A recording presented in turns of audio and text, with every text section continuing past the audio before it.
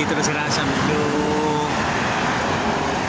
maluwag, hindi doon sa mga daangalanganin,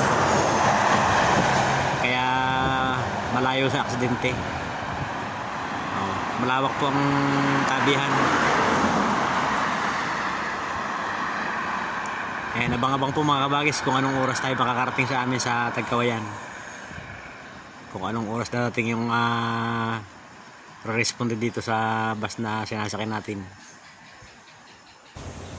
Ayan mga kabagis, nakalipat na po tayo ng bus at baka tayo abutin na ng liwanag bago dumating sa atin sa Quezon.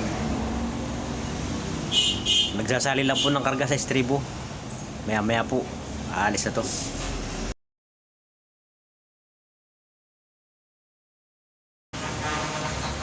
Ayan mga kabagis, dumating po tayo ng 5:30 ng umaga, tamang tama pagkatapos natin magkape. Bibisitahin natin yung ating mga alaga, ating ililipat ng pakainan.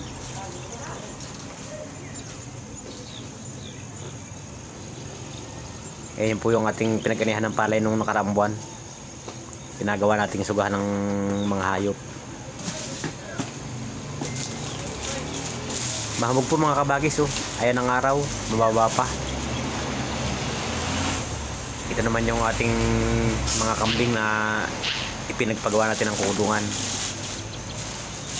baka sakaling dumami sila riyan. Diyan nalalaki ang mga bisiro na yan. Yung pong bisiro yan, isang babae at isang lalaki. Lagi tutungtungan yan. Maganda nga yung mga tangap pa.